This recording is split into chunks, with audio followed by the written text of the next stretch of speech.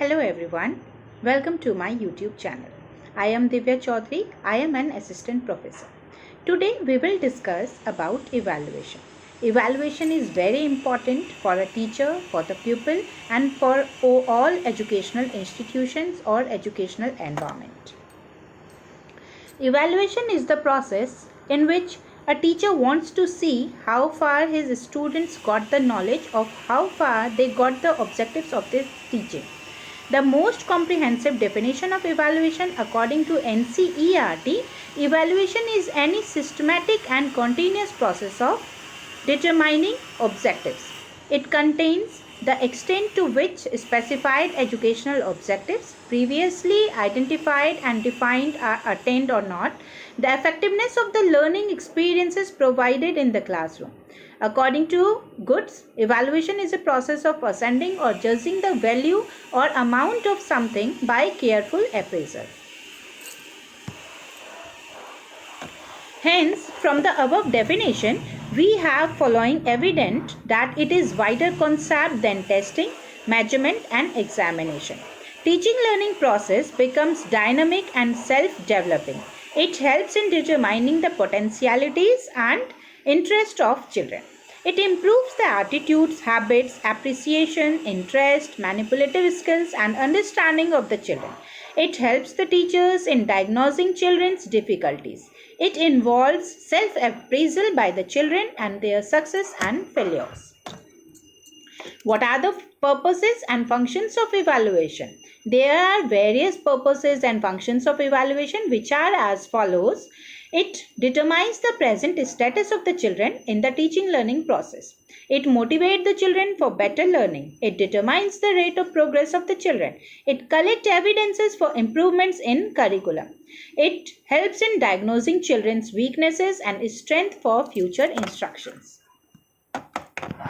To improve the efficiency and success of the teacher, it is very much helpful.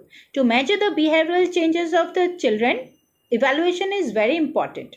To discover innovative and effective methods of teaching, classify the children in different categories. It helps in improving the teaching learning techniques and strategies. It helps in providing basis of remedial teaching on the basis of the strength and weaknesses of the children. To encourage teachers for action research, evaluation is very much important to give reinforcement and feedback to both the teachers and pupils. Now come to the point of characteristics of a good evaluation program. A good evaluation program should have the following characteristics. It measures the direction and extension of behavioral changes. Evaluation offers feedback to the entire educational system. Evaluation is pupil-oriented and is activity-based. Evaluation may be used to improve instructions, curriculum, methods and examination. Process of evaluation. There are various processes of evaluation. The first one is selection and formulation of objectives. The objectives to be tested are selected and formulated in advance before conducting evaluation. A mathematics teacher must be very clear about the instructional objectives towards which instruction are geared. Each objective, when specified, provides basis for construction of test items. Second step is defining objectives in terms of behavioral changes. In this step or in this process, a teacher defines the objectives in terms of behavioral changes. After determining and formulating the objectives to be tested, teachers should them clearly in terms of expected change in pupils' behavior. What type of change they want in pupils' behavior. Selection, formulation and defining objectives in behavioral terms have been described in the previous lesson entitled Aims and Objectives of Teaching Mathematics. Selection of tools and techniques of evaluation. This is the third stage for evaluation process. Selection of suitable tools and techniques depends on the types of evidences required. Tools and techniques must provide evidence on the teaching objectives to which they are concerned. They should also satisfy criteria of a good measured role, good evaluation. Fourth step is use of tools and techniques and making results. After selecting and developing the tools, teacher applies them in testing situations. scoring, or other evidences regarding the behavioral changes are regarded. On the basis of recorded evidences and information, conclusions are drawn. Interpretation and generalization of results. In this step, the teacher interpret and generalize the result which he or she occurred from the previous step. This requires analysis in terms of objectives to rate progress of an individual's comparatively performance in the class. Such an analysis provides useful data on the level of achievements. The next step is feedback for result for improvement in teaching learning process. In this process, a teacher gives the feedback according to their result of the student and give the suggestions for improvement in teaching learning process.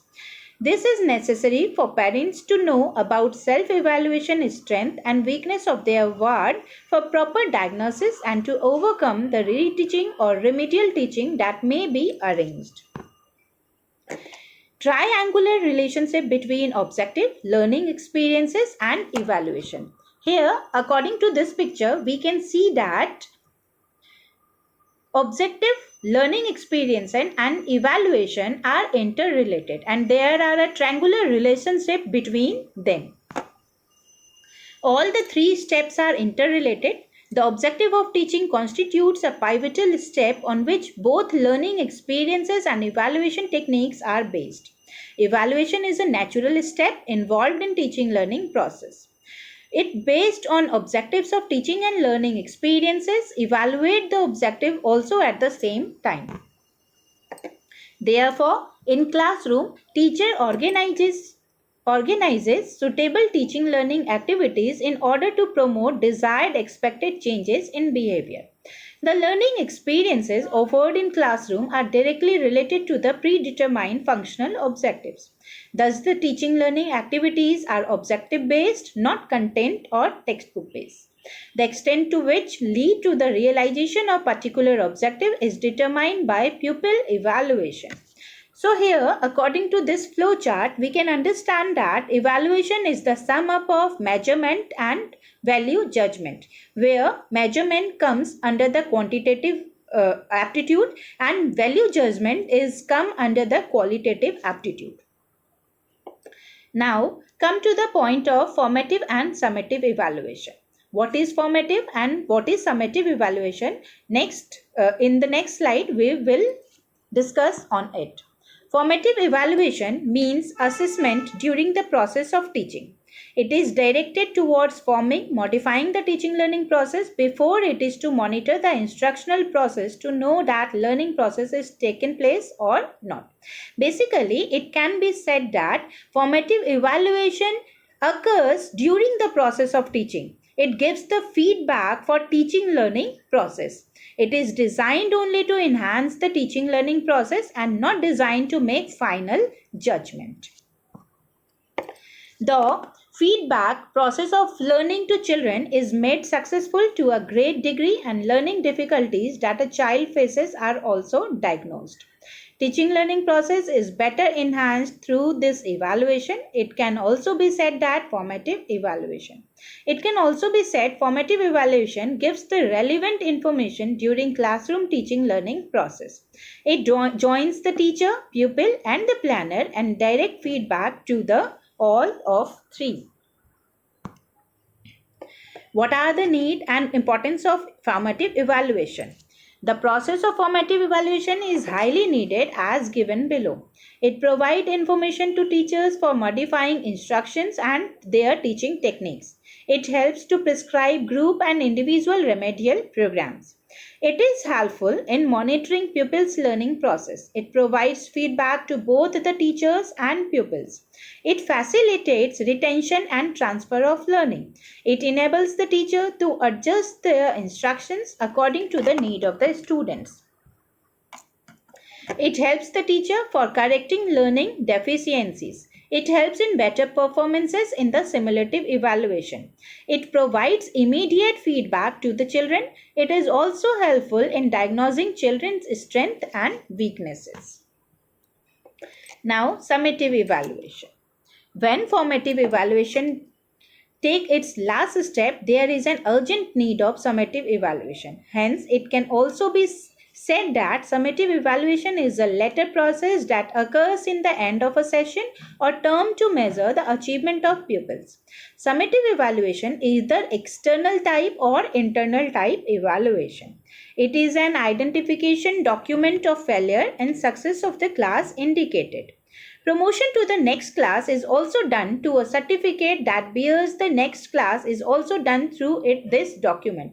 That means it can be said that after summative evaluation, a child jumps up into the next class or promote to the next class.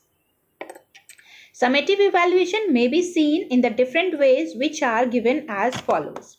By assessing the progress of a student with reference to their own selves, that means self-reference. It can be criterion referenced and it can be norm referenced. To conclude, evaluation must be of such type so as to bring all-round development in children. Hence, both kind of evaluation should be met keeping all necessary points in the educational system. Where quality is a matter, both type of evaluation should be applied stepwise for the improvement of quality of school education. Here are some differences between formative and summative evaluation after discussing about the formative and summative evaluation. This is very much beneficial for you all. In formative evaluation, we can say that formative evaluation is to diagnose the strength and weakness of the people, and summative evaluation is classification and promotion of students. Formative evaluation evidences secured by it are used for further improvement of instruction, while summative evaluation is result are used for certification and passing judgment on pupils' achievement. Formative evaluation focuses is on improvement of pupils' eyes, and summative evaluation focuses is on measurement of pupils' achievement. Formative evaluation refers to continuous evaluation by means of unit tests, assignments, projects, etc. And summative evaluation refers to term test, annual test and examination. Formative evaluation is an integral part of a teaching learning process. It happens during the teaching learning process, and summative evaluation is treated as an end of the course activity, or it is used for promoting the child to the next class. Formative evaluation provide continuous feedback to both pupil and teacher, and summative evaluation does not give feedback. It just gives the result and promotion. Formative evaluation is done during the course of instruction, and summative evaluation has been done at the end of academic session or year. Formative evaluation gives relevant information which help to improve classroom instructions, whereas summative evaluation provides the overall result of the teaching learning process. So, formative evaluation is the results are used for providing remedial measures and enrichment programs for slow and gifted learners respectively, and whereas summative evaluation results are used for classification and promotion. So that's all for today's class. So at the end, we recapitulate that we have studied today the definitions of evaluation, what are the characteristics of evaluation, what are the steps of evaluation, and how many types of evaluation such as formative and summative evaluation, and what are the differences between formative evaluation and summative evaluation. I hope you are understanding these things very much clearly. Thank you so much.